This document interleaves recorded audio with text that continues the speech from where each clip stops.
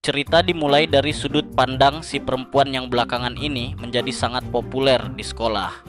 Banyak orang menyukainya dan memperhatikannya.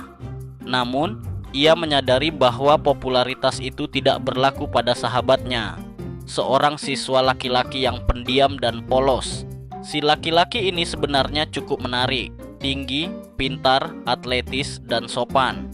Namun entah kenapa, ia sama sekali tidak populer di kalangan perempuan. Ia sendiri merasa heran dan sedikit frustrasi, apalagi setelah mengetahui bahwa gadis yang ia sukai justru sudah ditolak oleh sahabatnya sendiri, tokoh perempuan.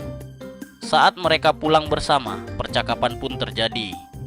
Tokoh laki-laki dengan jujur mengungkapkan kebingungannya. Mengapa sahabatnya bisa begitu populer, sementara dirinya tidak, padahal mereka sering bersama.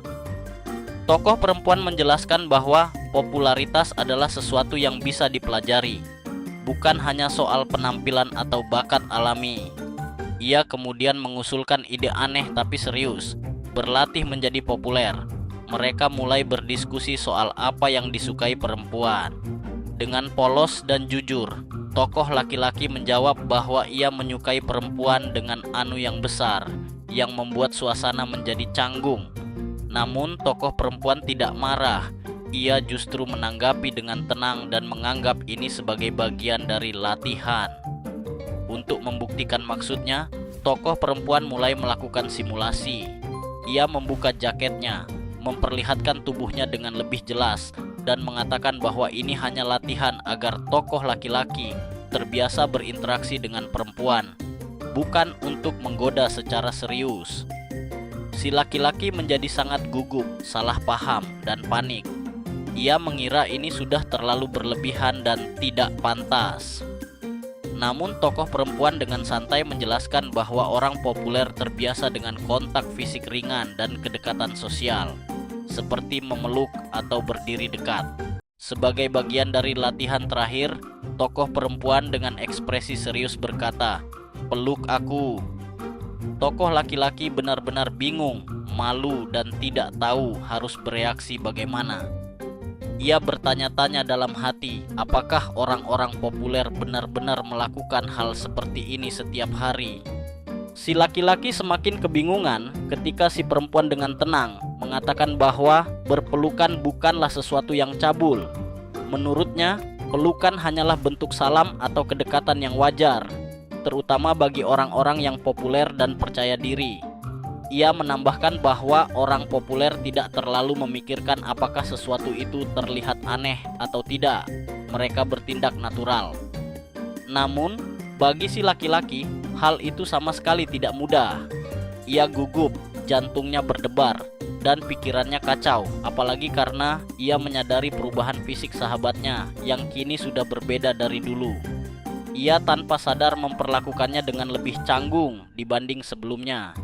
Si perempuan menyadari hal itu. Dengan ekspresi agak serius, ia bertanya apakah si laki-laki memperlakukannya berbeda hanya karena tubuhnya berubah. Pertanyaan itu membuat si laki-laki terdiam. Ia tidak bisa menyangkal bahwa dirinya memang jadi terlalu sadar dan tidak setenang dulu. Suasana menjadi hening dan canggung. Si perempuan akhirnya melepas pelukan dan berkata bahwa itu cukup untuk hari ini. Ia menenangkan suasana, seolah tidak ingin memaksa lebih jauh. Si laki-laki pun menghela napas lega, walau masih kebingungan dengan perasaannya sendiri. Saat si perempuan pamit pulang, si laki-laki mulai berpikir sendiri. Ia menyadari bahwa jika latihan ini terus berlanjut, perasaannya bisa menjadi tidak terkendali. Ia takut salah paham, takut bertindak berlebihan, dan takut merusak hubungan mereka sebagai sahabat. Di sisi lain, si perempuan berjalan pulang sambil memegang tasnya. Wajahnya sedikit memerah. Ia sendiri tampak berpikir, seolah menyadari bahwa hubungan mereka tidak sesederhana latihan popularitas lagi. Si laki-laki pun mengambil keputusan dalam hati. Ia ingin menjadi populer, tetapi tidak dengan cara yang aneh atau memaksakan diri. Keesokan harinya, saat mereka bertemu lagi, si perempuan dengan santai bertanya apakah mereka ingin melanjutkan latihan besok. Si laki-laki terkejut, Namun setelah berpikir sejenak, ia menjawab dengan tegas, "Iya." Namun kali ini jawabannya bukan hanya karena ingin populer, melainkan karena ia ingin memahami dirinya sendiri, perasaannya, dan hubungan unik yang ia miliki dengan sahabatnya. Latihan menjadi populer terus berlanjut meski suasananya sering berubah menjadi canggung. Si perempuan tetap bersikap santai dan percaya diri, sementara si laki-laki semakin sering kewalahan menahan pikirannya sendiri. Ia sadar bahwa dirinya terlalu mudah teralihkan, namun ia juga tidak ingin melukai perasaan sahabatnya. Saat mereka berbincang santai sambil makan, si perempuan tetap menunjukkan kebiasaannya yang lugas dan apa adanya.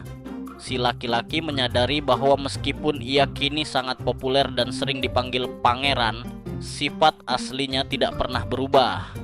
Hal itu justru membuatnya semakin sulit bersikap biasa. Si laki-laki kemudian mengeluh bahwa latihan mereka terlalu sulit dilakukan. Ia merasa tidak mungkin menjadi populer dengan cara seperti ini.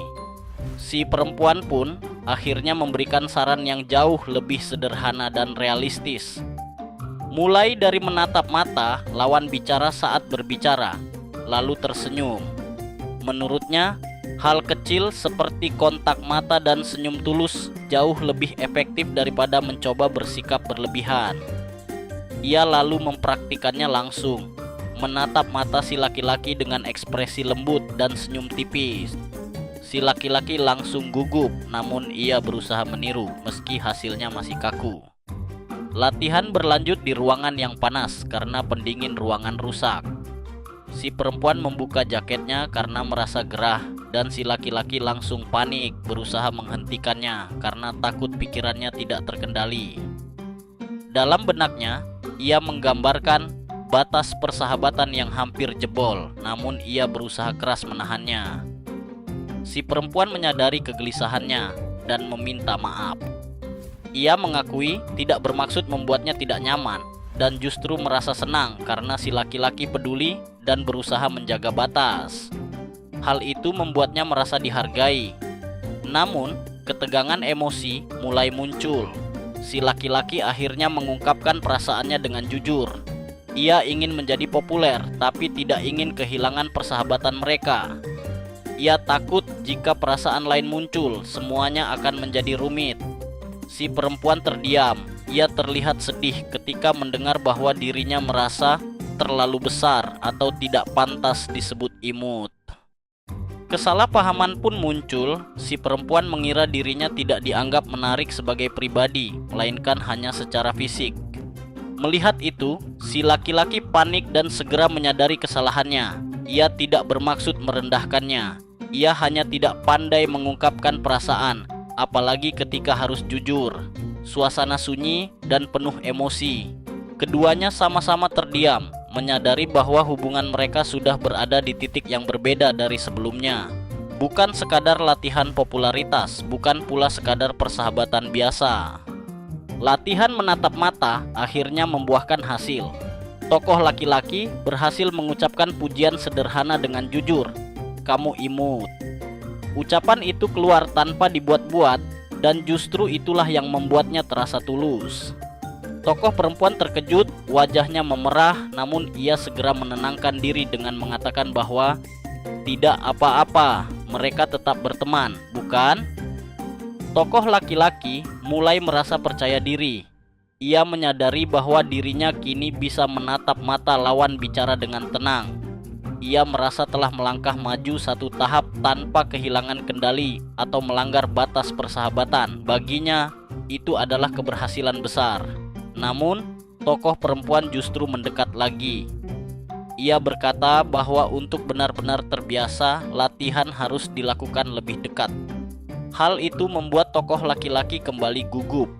Dalam pikirannya, ia berusaha keras menahan diri, membayangkan batas persahabatan agar tidak runtuh. Sayangnya, jarak yang terlalu dekat membuatnya kehilangan keseimbangan. Tanpa sengaja, ia menabrak tokoh perempuan. Kejadian itu berlangsung sangat singkat, namun cukup membuat keduanya terdiam. Tokoh perempuan terkejut, sementara tokoh laki-laki langsung panik dan meminta maaf. Setelah itu mereka duduk terpisah untuk menenangkan diri.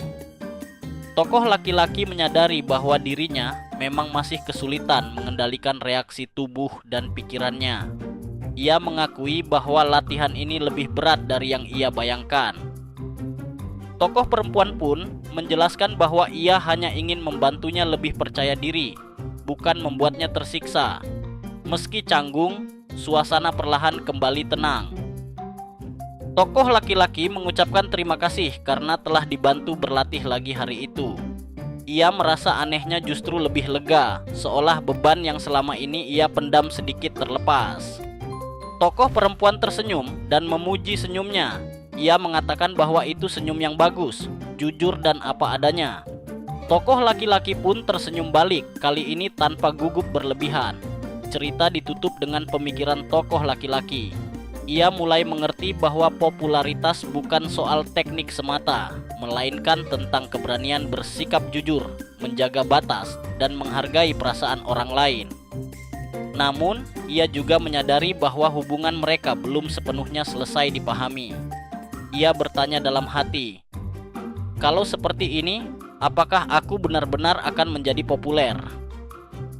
Cerita pun berakhir dengan tulisan "To be continued", menandakan bahwa perjalanan mereka, baik sebagai sahabat maupun sebagai dua orang, dengan perasaan yang berkembang, masih akan berlanjut. Terima kasih sudah menonton. Jangan lupa like, komen, dan subscribe.